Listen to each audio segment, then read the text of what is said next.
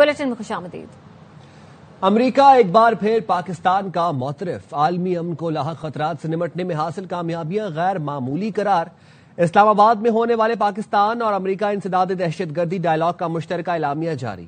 دفتر خارجہ اسلام آباد نے بتایا دونوں ملکوں نے دہشت گردی کی ہر شکل اور قسم کا مقابلہ کرنے کا پختہ عزم ظاہر کیا ہے۔ امریکی محکمہ خارجہ نے پاک بھارت تنازع میں صدر ٹرمپ کی ثالثی کی تصدیق کر دی۔ ترجمان ٹیمی بروس نے کہا کہ پاکستان اور بھارت میں تنازع شدید نوعیت اختیار کر چکا تھا۔ امریکہ نے پاکستان اور بھارت میں ممکنہ تباہی ٹالنے میں اہم کردار ادا کیا۔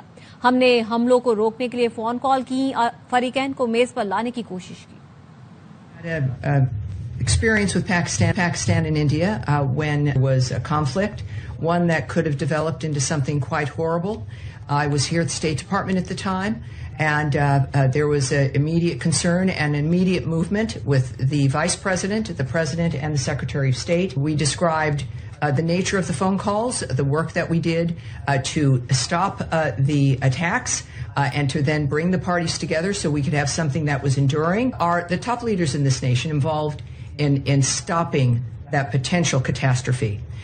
I would say that our relationship with both nations is as it has been, which is good, and that is the benefit of having a president who knows everyone, talks to everyone, and that is how we can bring differences together in this case. So there has been a U.S.-Pakistan counterterrorism dialogue that was established.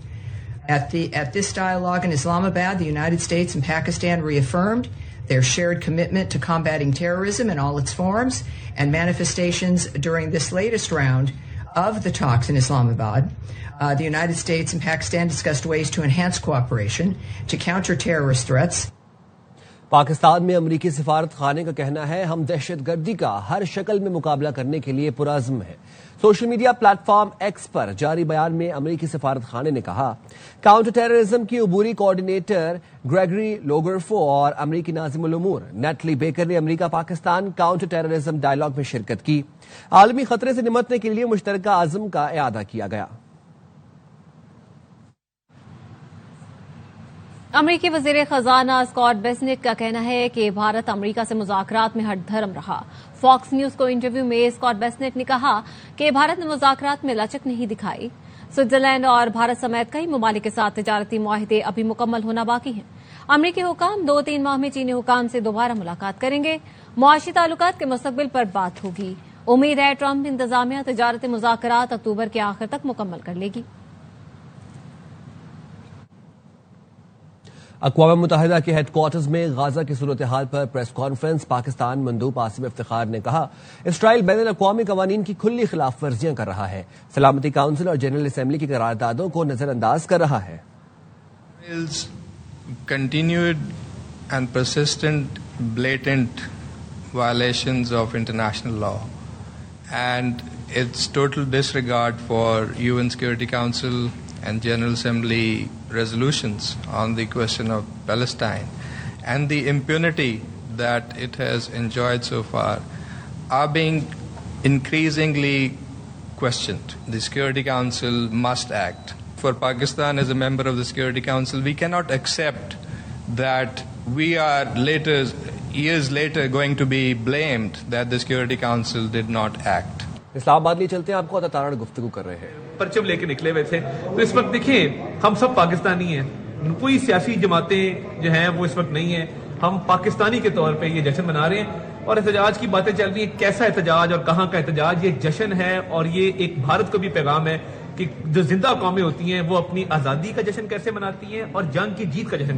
ٹھیک 12 بجے T V screens دکھائیں گی، الحمدللہ ایک جو fire works ہوں گے مختلف شہروں کے اندر بھی ہوں گے، اسلام آباد میں بھی ایک بہت بڑا فنکشن ہونے جا رہا ہے جس کے اندر مختلف ملی نغمے شامل ہیں، پریڈ شامل ہے اور ایک میرا خیال ہے ایک منفرد فنکشن ہے۔ اس کے علاوہ کل صبح بھی پرچم کشائی ہوگی مختلف مقامات کے اوپر، اور ادھر اسلام آباد شکر پڑیاں پہ specially military equipment and display ہوگا۔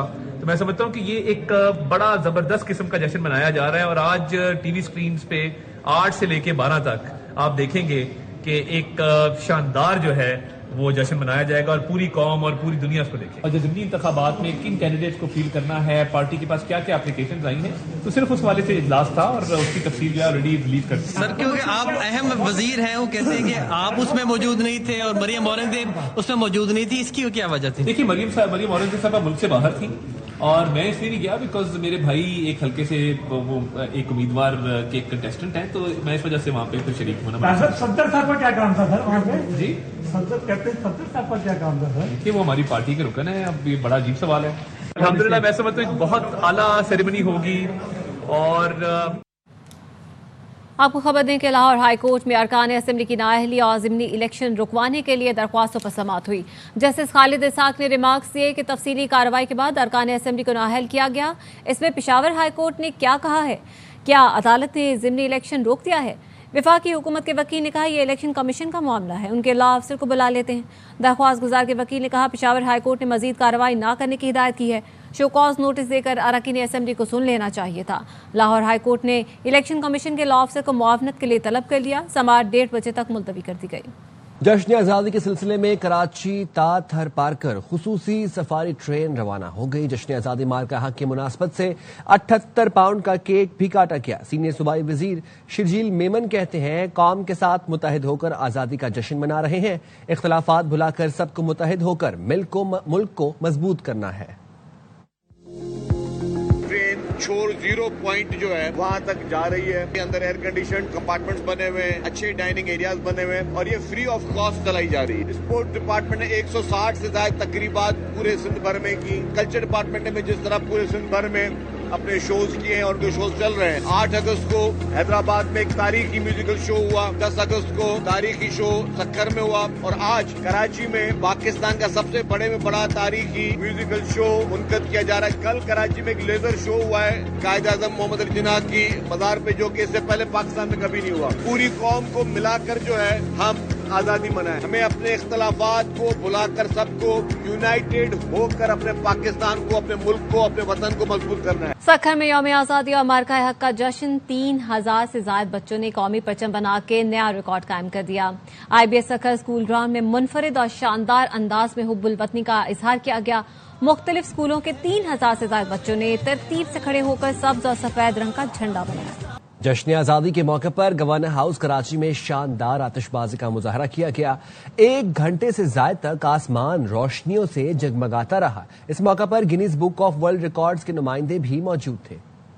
یہ ہمارے ہوسٹ ہیں, انہوں نے آپ سب کو بلایا. یہاں پہ زندہ دل ہے اور آج انہوں نے سوچا کہ بھئی لگے ہاتھوں میں دنیا کا ایک ریکارڈ بھی بنا دوں. کراچی کے اندر سب سے بڑا فائر. اور اب آپ کو لاہور لیے چلتے ہیں جہاں پر حضرت داتا گنج بخش رحمۃ اللہ علیہ کے 982 میں عرس کی تقریب سے نائب وزیر اعظم اسحاق ڈار گفتگو کر رہے ہیں. قلعہ بن کے نہیں ابھرتا اور نہیں دنیا دیکھتی اس کو.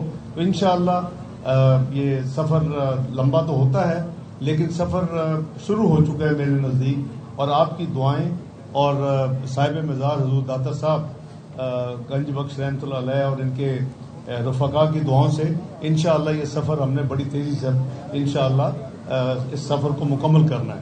تو میری آج کے حوالے سے یہ آپ سب کو دلی مبارکباد اپنے تمام ساتھیوں کی طرف سے. اور چونکہ پاکستان کا جشن آزادی بھی ماشاءاللہ آج رات اور کل کا دن ہمارے لیے بہت مبارک دن ہے.